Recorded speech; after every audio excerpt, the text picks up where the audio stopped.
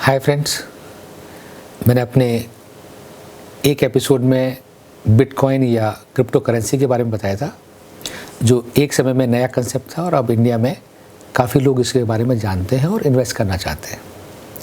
इसी तरह का एक नया कंसेप्ट है NFT, नॉन फंजिबल टोकन। अभी ये नया कंसेप्ट है और ये कंसेप्ट धीरे धीरे बहुत पॉपुलर होने वाला है, क्योंकि कंसेप्ट में काफ़ी इनोवेटिवनेस है और यूनिकनेस है। ये क्या चीज़ है और कैसे ऑपरेट करती है और क्यों स्टार्ट की गई है, मैं थोड़ा इस पर जानकारी दूंगा आपको। दुनिया में ऐसी कई इनवैल्यूएबल एसेट्स हैं जिसकी वैल्यूएशन हमेशा बढ़ती जाएगी, बिकॉज वो बहुत दुर्लभ है, उनका कोई कंपेरेबल नहीं है। Either their creator has died, that's why nothing can come up fresh, और they are like a museum product where it will remain in a thing where the people will be interest to see it always. शायद कोई व्यक्ति individually उनको own ना करना चाहे, whether he has the money to fund that acquisition और not, but उस चीज़ को हमेशा वहीं रखा जाएगा। जैसे मोनालिसा की पेंटिंग है, कोई और फेमस पेंटिंग हो सकती है। ऐसी चीज़ों के लिए अगर मोनेटाइजेशन करना हो तो कैसे होगा?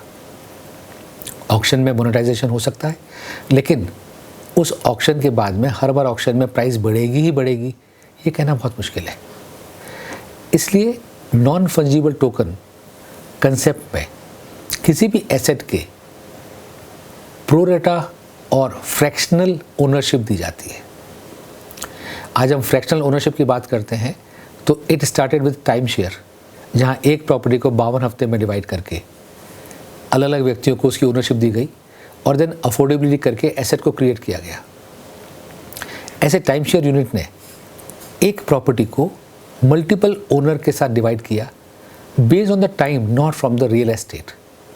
सिमिलरली NFT के अंदर कोई एसेट का एक वैल्यूशन लगा के एक पर्टिकुलर टाइम में उसके NFT ऑफर में दे दिए जाते हैं कि आप कितने अमाउंट के NFT खरीदना चाहते हैं, लाख रुपए के, 5 लाख के, 50 लाख के, 5 करोड़ के, 500 करोड़ के। Then you become a co-owner of that underlying asset to the extent of your investment into that valuation. इस तरह से small values can pull in and go towards either acquisition or monetization of such great assets of the world. ये amount किसी country तक restrict नहीं रह सकता, hence people across the world can buy this NFT, which is like an asset. Which is like an asset, again I am repeating, for that person who is investing it or for that company who is investing it. हम India के perspective में देखेंगे तो again, जैसे मैंने bitcoin या crypto currency के लिए बोला था, NFT बीइंग एन एसेट, आप रेमिटेंस कर सकते हैं if you are a resident Indian under liberalised remittance scheme, और उसी तरह की गाइडलाइंस उस पर अप्लाई करती है। इसलिए मैं वो सारी गाइडलाइंस अभी यहाँ पे रिपीट नहीं करूँगा। वो गाइडलाइंस आप अपने tax consultant, foreign exchange consultant से पूछ सकते हैं। NFT एक बार आपने बाय कर लिया, again NFT stands for non fungible token, तो आपके पास उस शेयर होल्डिंग का एक शेयर सर्टिफिकेट और लेटर इशू हो जाता है, authenticated by the agency who owns और who auctions that particular asset. Once that asset is revalued, उसके बाद नए ओनर उन्हीं पुराने ओनर से NFT at a higher price खरीद सकते हैं।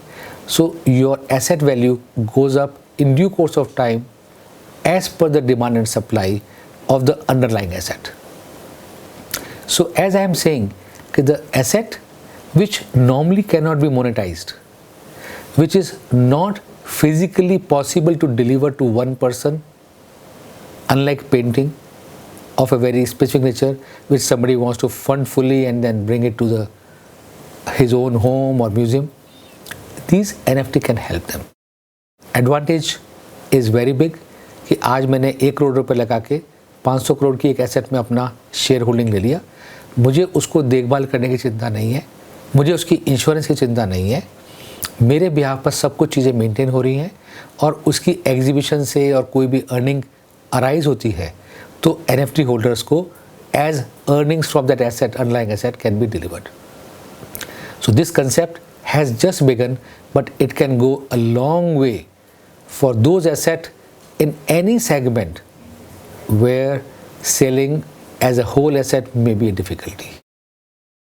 I request, if you want to know more about this part, please read through on internet or otherwise, or consult your taxation consultant or foreign exchange consultant if you are an Indian resident and you intend to buy to some extent these NFTs. Thank you.